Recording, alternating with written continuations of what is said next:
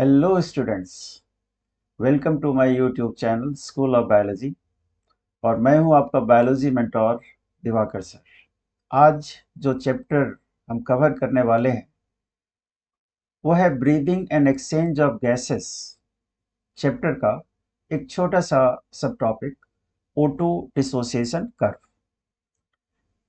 आप समझ गए होंगे कि इस टॉपिक को मैंने क्यों चुना है, क्योंकि यहाँ पर इस चैप्टर में सबसे ज़्यादा प्रॉब्लम जो आती है वो इसी पार्ट में आती है कि O2 डिसोसिएशन कर्व को हम कैसे पढ़ें, इससे रिलेटेड क्या क्या क्वेश्चंस आते हैं। तो मुझे लगता है कि आपकी ये समस्या आज दूर हो जाने वाली है। लेकिन O2 डिसोसिएशन कर्व पर हम आए इसके पहले थोड़े से कुछ बेसिक्स ट्रांसपोर्ट ऑफ ऑक्सीजन से रिलेटेड समझ लेना चाहिए। तो बच्चों, ऑक्सीजन का जो ट्रांसपोर्ट होता है वो सिर्फ और सिर्फ ब्लड के जरिए होता है।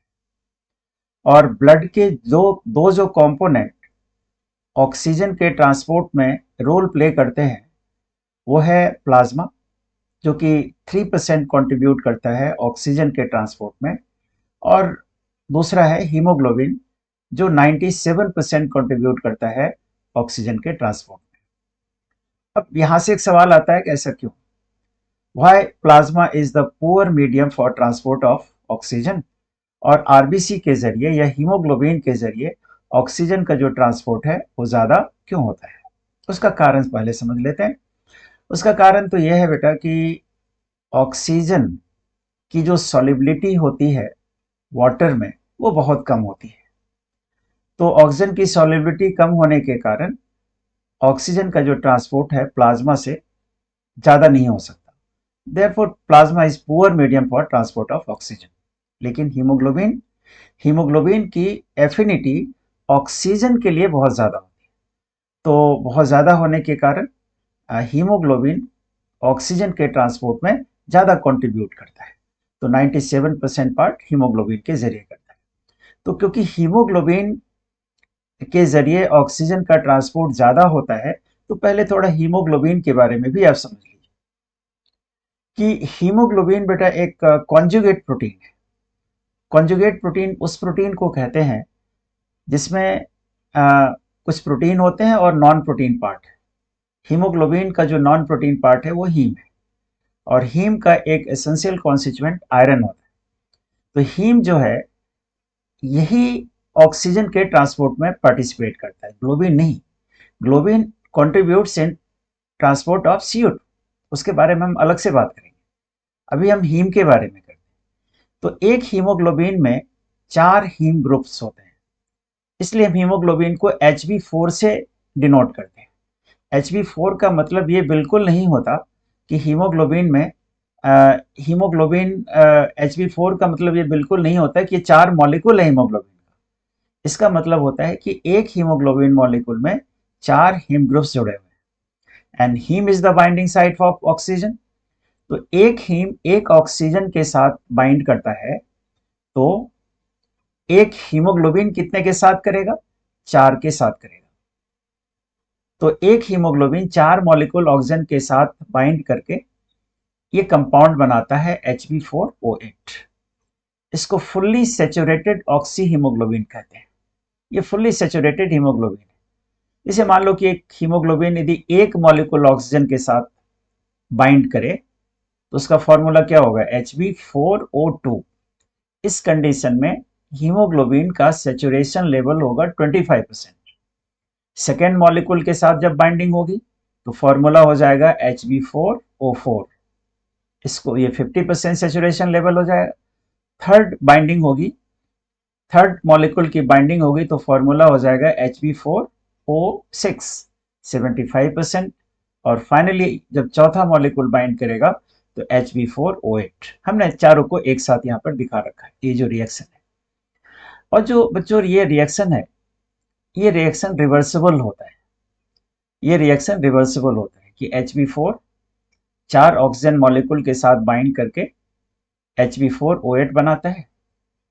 तो ये इस प्रोसेस को हम एसोसिएशन कहेंगे, और यही जब ब्रेक हो जाता है और ऑक्सीजन को लिबरेट करने के लिए तो इसको हम डिसोसिएशन कहेंगे। तो ये रिएक्शन एसोसिएशन भी दिखाता है, डिसोसिएशन भी दिखाता है।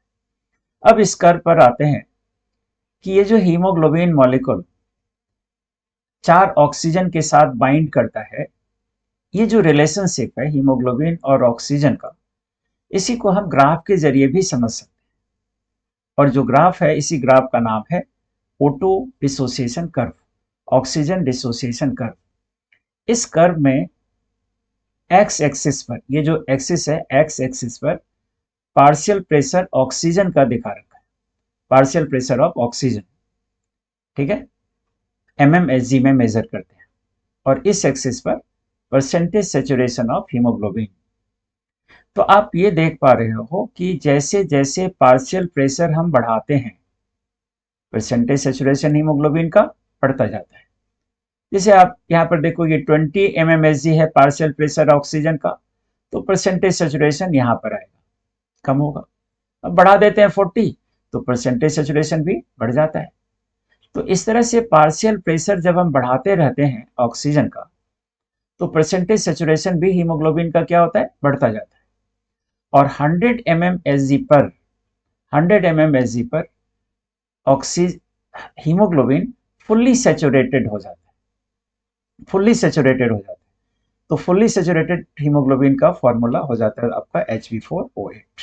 इस कर्व का शेप जैसा यहाँ पर लिखा हुआ है, इस कर्व का शेप कैसा है, सिग्मॉइड है।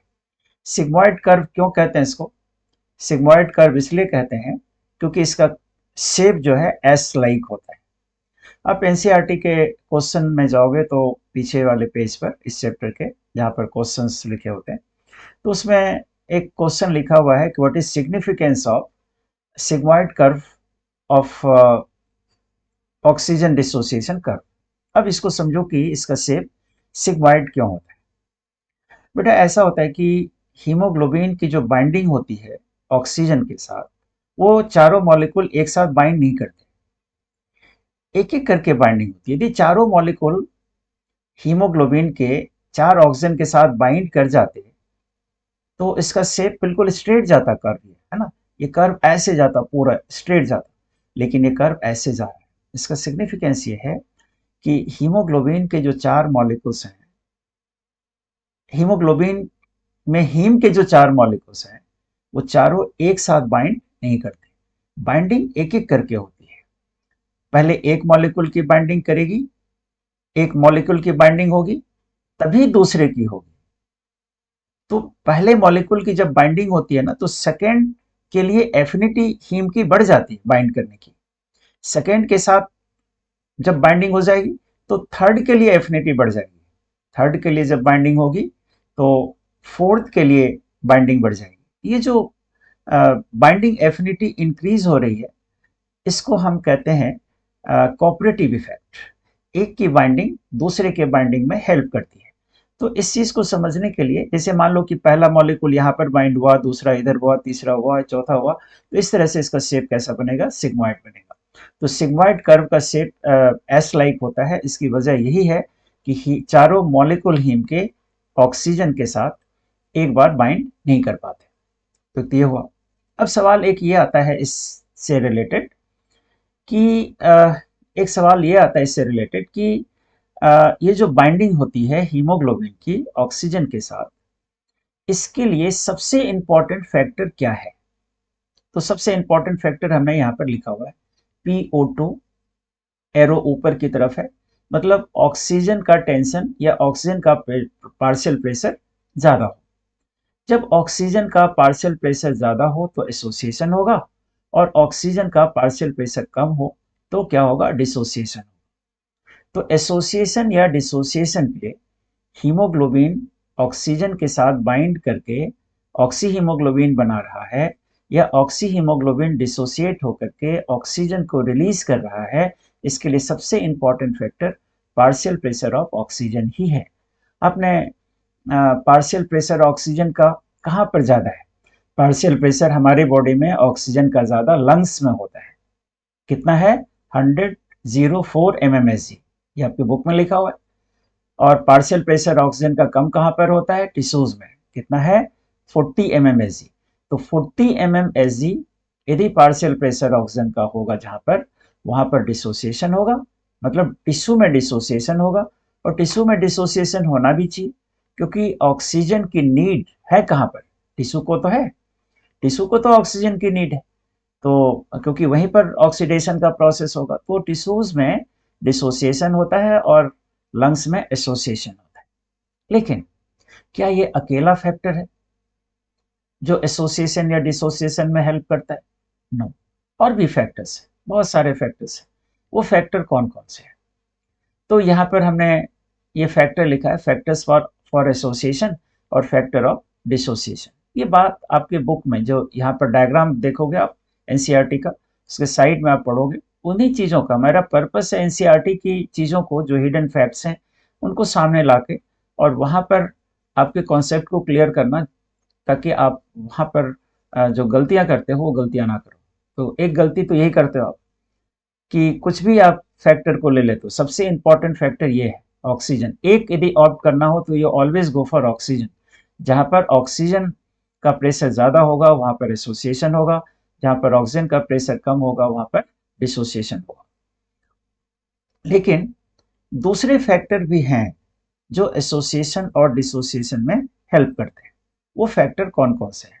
वो फैक्टर है पार्शियल प्रेशर ऑफ ऑक्सीजन के अलावा, जहां पर पार्शियल प्रेशर ऑक्सीजन का ज़्यादा होता है वहां पर कार्बन डाइऑक्साइड का पार्शियल प्रेशर कम होता है। जैसे लंग्स में हम देखें तो PO2 ज़्यादा है लेकिन PCO2 क्या है, कम है, 40 mmHg है। और CO2 क्या होता है, एसिडिक, तो CO2 कम है तो pH क्या होगा, ज़्यादा हो जाएगा, यहाँ का pH ज़्यादा हो जाएगा लंग्स में। और यहाँ पर मेटाबॉलिक एक्टिविटी उतनी ज़्यादा नहीं हो रही तो वहाँ का टेम्परेचर क्या होगा, कम होगा। तो ये सारे फैक्टर्स एसोसिएशन में हेल्प करते हैं। लेकिन एक ऑप्ट करना हो तो ये always go for partial pressure of oxygen. तो लंग्स के लेवल पर क्या होता है बेटा, एसोसिएशन होता है। लेकिन ये जो कंपाउंड बना HbO2 ऑक्सी हीमोग्लोबिन, वो लंग्स में बना, अब उसका ट्रांसपोर्टेशन होगा टिश्यूज में, और टिश्यूज में जाकर के वो डिसोसिएट होते हैं। तो टिश्यूज में जाकर के जो डिसोसिएट होते हैं, तो डिसोसिएशन के लिए कौन कौन सा फैक्टर है? सबसे इंपॉर्टेंट फैक्टर तो पार्शियल प्रेशर ऑफ ऑक्सीजन है, क्योंकि पार्शियल प्रेशर ऑफ ऑक्सीजन वहां पर कम है, कितना है, 40 mmHg। लेकिन पार्शियल प्रेशर कार्बन डाइऑक्साइड का वहां पर ज्यादा है। तो पार्शियल प्रेशर कार्बन डाइऑक्साइड का ज्यादा क्यों है? क्योंकि वहां पर ऑक्सीडेशन हो रहा है और ऑक्सीडेशन के प्रोसेस में CO2 बनेगा, और CO2 क्योंकि एसिडिक होता है तो CO2 जहां ज्यादा होगा वहां का pH क्या होगा, कम होगा। ऑक्सीडेशन हो रहा है तो हीट जनरेट होंगे और हीट के कारण वहां का टेम्परेचर क्या होगा, ज्यादा होगा। ये सारे फैक्टर, ये जो चार फैक्टर हैं, चारों फैक्टर के बारे में एनसीईआरटी में गिवन है। तो this factors helps in dissociation, और ये फैक्टर क्या है, एसोसिएशन में हेल्प करता है। तो ये हो गया आपके ऑटो डिसोसिएशन कर्व के बारे में कि किन कंडीशंस में एसोसिएशन होगा, किन कंडीशंस में डिसोसिएशन होगा। एक बात और इस समय मैं बताना चाहूँगा, जैसे हमने देखा कि एक हीमोग्लोबिन मॉलिक्यूल 4 ऑक्सीजन के साथ बाइंड करता है, तो 1 ग्राम हीमोग्लोबिन कितने के साथ बाइंड करता है, ये भी थोड़ा समझ लो। इससे रिलेटेड भी क्या क्वेश्चंस आते हैं मैं आपको बताऊंगा। 1 ग्राम हीमोग्लोबिन, ये डिराइव की हुई वैल्यू है कि 1.34 ml ऑक्सीजन के साथ बाइंड करता है। 1 ग्राम हीमोग्लोबिन, ग्राम हीमोग्लोबिन को बच्चों ये हमेशा याद रखना कि ग्राम में हम मेजर करते हैं। तो 1 ग्राम हीमोग्लोबिन 1.34 ml ऑक्सीजन के साथ बाइंड करता है। और एक स्टैंडर्ड ये माना जाता है कि एक हेल्दी पर्सन में 100 ml यदि ब्लड है तो उसमें 15 ग्राम हीमोग्लोबिन होना चाहिए, यदि है तो पर्सन को हेल्दी माना जाता है। तो 100 ml ब्लड की O2 कैरिंग कैपेसिटी क्या होगी, हम इसको मल्टीप्लाई कर देंगे, किससे मल्टीप्लाई कर देंगे, 15 मल्टीप्लाई बाय 1.34, तो ये वैल्यू अप्रोक्सीमेट होता है 20 ml। तो हमारे 100 ml ब्लड की O2 कैरिंग कैपेसिटी कितनी हो गई, 20 ml। 100 ml blood 20 ml oxygen को कैरी करता है, ठीक है। ये कैरी करने की एबिलिटी। अब ये टिश्यू को कितना डिलीवर करता है, तो ये एनसीईआरटी में गिवन है कि टिश्यू को नॉर्मल फिजियोलॉजिकल कंडीशन में ये 5 ml O2 देता है। तो 5 ml O2 जब देगा और कैरी कितना कर रहा है 100 ml ब्लड 20, तो 5 ml 20 का 5 ml कितना परसेंट हो गया बच्चों 25%। तो नॉर्मल फिजियोलॉजिकल कंडीशन में तो वो 25% ऑक्सीजन डिलीवर करता है। लेकिन एक बात जो एनसीईआरटी में नहीं बताया है, लिखा है, और वो मैं आपको बताना चाहता हूँ, शेयर करना चाहता हूँ कि ये तो नॉर्मल फिजियोलॉजिकल कंडीशन में, लेकिन आप यदि फिजिकली एक्टिव हो, सपोज आप रनिंग कर रहे हो, आप जॉगिंग कर रहे हो, तो उस समय ऑक्सीजन की डिमांड आपकी उतनी रहेगी या ज़्यादा हो जाएगी? उस समय ऑक्सीजन की डिमांड ज़्यादा हो जाएगी। तो ऑक्सीजन की डिमांड ज़्यादा होगी तो डिलीवरी भी तो ज़्यादा चाहिए। तो उन कंडीशंस में क्या होता है कि ये 3 मॉलिक्यूल ऑक्सीजन को डिलीवर कर सकता है। 3 मॉलिक्यूल कितना परसेंट हो गया? 3 मॉलिक्यूल हो गया 75%। तो आप ये कर समझ लो कि यदि 20 ml blood 20 ml oxygen blood carry कर रहा है, तो एक्टिव कंडीशन में वो 15 ml ऑक्सीजन डिलीवर कर सकता है ब्लड को। एक्टिव कंडीशन में, नॉर्मल कंडीशन में 5 ml, तो नॉर्मल कंडीशन में 25%, और यदि आप एक्टिव हो फिजिकली तो उस समय 75% डिलीवरी होती है। तो बच्चों आप अ, आप आपका जो प्रॉब्लम था इस चैप्टर से रिलेटेड, ऑक्सीजन डिसोसिएशन कर्व, मैंने अपनी तरह से इसको इजी बना करके प्रेजेंट करने की कोशिश करी है। यदि आपके डाउट्स क्लियर हो गए हों तो मेरे चैनल को सब्सक्राइब करना और इसको ज़्यादा से ज़्यादा शेयर करना ताकि और भी बच्चों को इसका फ़ायदा मिल सके। आज की क्लास में इतना ही। Thank you very much for watching.